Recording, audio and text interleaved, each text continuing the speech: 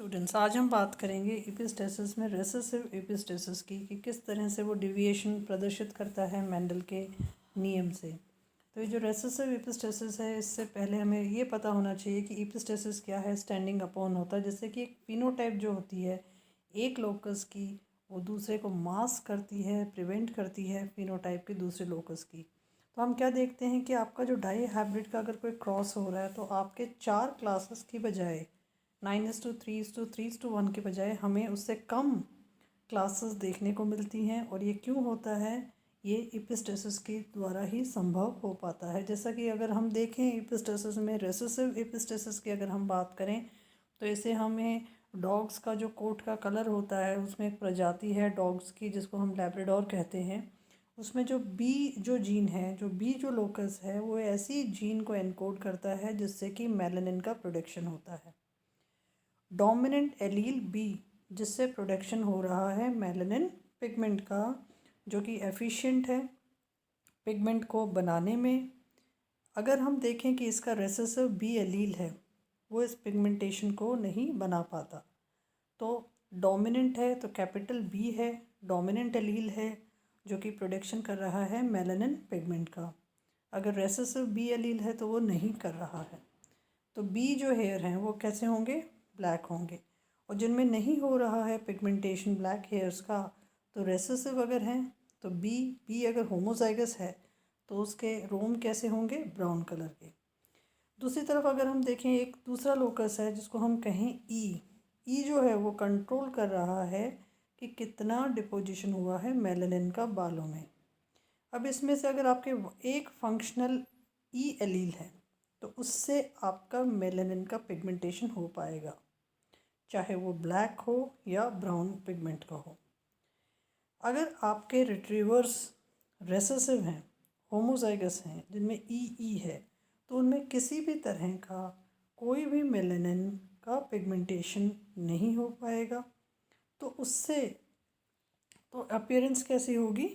Pale yellow colour की, चाहे आपकी जीनोटाइप बी लोकस में कैसी ही हो।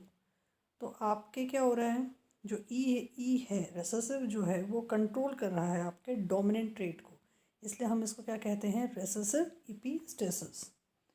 तो ये जो रेसेसिव एपिस्टेसिस है, इसमें होमोजाइगस रेसेसिव जीनोटाइप ई कैसा हो रहा है? प्रभावी हो रहा है। अर्थात इसे हम क्या कहेंगे? एपिस्टैटिक है। किसके लिए एपिस्टैटिक है? बी जो जीन है जो प्रभावी है, और जो रेसेसिव जो एलील है, दोनों के लिए। जब हम होमोजाइगस ई फिनोटाइप की मास्क करते हैं तो वो मास्क कर रहा है बी लोकस के, अर्थात बी जीन को, जो कि मेलानिन का पिगमेंटेशन करते हैं। तो बी जो लोकस है उसको हम कहेंगे हाइपोस्टैटिक। हाइपोस्टैटिक किसके लिए है? ई जीनोटाइप के लिए। तो ई जीनोटाइप एपिस्टैटिक है और हाइपोस्टैटिक आपका बी लोकस है। अब ये जो मास्किंग हो रही है एलील्स की, क्योंकि वो रेसेसिव जीनोटाइप से हो रही है, इसलिए इस तरह के एपिस्टेसिस को हम कहेंगे रेसेसिव एपिस्टेसिस या अप्रभावी एपिस्टेसिस। तो रेसेसिव एपिस्टेसिस में जो हमने उदाहरण देखा है, इसमें आपके होमोजाइगस जीनोटाइप ई है जो एपिस्टेटिक है आपके दूसरे एलील्स के ऊपर, जो कि हाइपोस्टैटिक है, क्योंकि ये मास्क कर रहा है एलील्स को। रेसेसिव एलील्स मास्क कर रहे हैं, तो रेसेसिव एपिस्टेसिस है। इस उदाहरण को अगर हम चेकर बोर्ड के माध्यम से देखें तो आपका सेग्रीगेशन होगा आपके एलील्स का। कैपिटल बी जो कि डोमिनेंट है, ई जो कि प्रभावी है, यहाँ पे बी जो प्रभावी है, और यहाँ पे दोनों ही अप्रभावी है। वैसा ही क्रम जैसे हम यहाँ पे लिख रहे हैं, ऐसा ही हम वर्टिकल लिखेंगे। बी प्रभावी, कैपिटल बी अप्रभावी, small capital B, small and B, तो ये अप्रभावी है।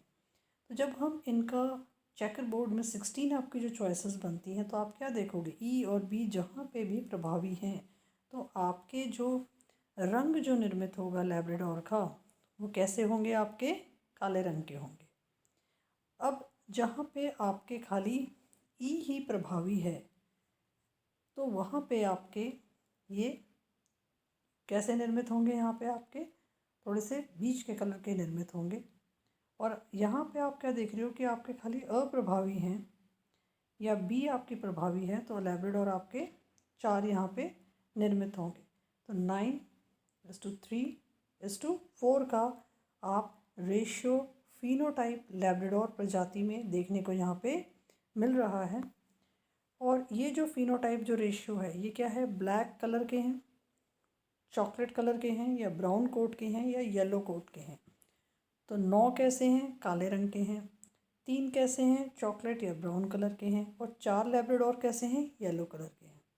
तो इस तरह से ये जो रेशियो आया 9:3:4 किससे भिन्न है, 9:3:3:1। तो इस तरह से रिसेसिव एपिस्टेसिस का एक उदाहरण है। ऐसा ही उदाहरण हम दूसरा देखने को मिलता है हमें माउस के कोट के कलर में। जो अप्रभावी जो जीन होती है जिसको हम कहते हैं होमोजाइगस AA, उससे चूहे कैसे होते हैं, वाइट कलर के, एल्बिनिज्म। वो एपिस्टेटिक है किसके ऊपर, एगोटी जो रंग वाले हैं चूहे उनके लिए है, और ब्लैक जो होमोजाइगस कलर के हैं चूहे उनके ऊपर। अब यहाँ पे क्योंकि माउस कोट कलर में अगर हम पेरेंटल टाइप को चूज़ करें, होमोजाइगस स्टेट में एगोटी है और दूसरी होमोजाइगस स्टेट में वो एल्बिनो है, अर्थात वाइट कलर के चूहे हैं। तो यहाँ पे होमोजाइगस होने से आपकी F1 जनरेशन कैसी होगी, A और B दोनों प्रभावी जीन्स आएंगी और यहाँ पे एगोटी प्रकार के ही निर्मित होंगी F1 फिनोटाइप। लेकिन जब हम F1 को ही पेरेंटल जनरेशन माने दूसरी जनरेशन, तो हमें F2 जनरेशन प्राप्त होगी। F2 जनरेशन में आपके सेग्रीगेशन होगा A B डोमिनेंट का जीन्स का, A प्रभावी B अप्रभावी, A अप्रभावी B प्रभावी, या A अप्रभावी और B अप्रभावी रेसेसिव।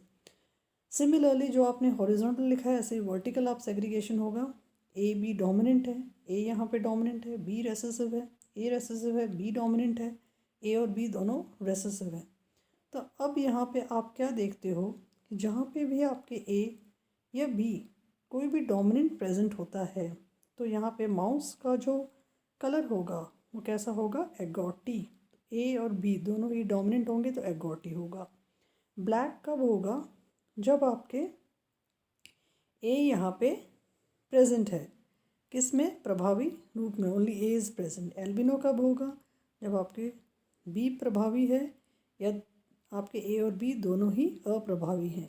तो रेशियो आपके जो माउस जो उत्पन्न होंगे 9:3:4, 9 कैसे हैं, एगोटी, 3 कैसे हैं, ब्लैक, और 4 कैसे हैं, एल्बिनो। तो 9:3:4 का रेशियो आपको प्राप्त होता है माउस के कोट कलर में।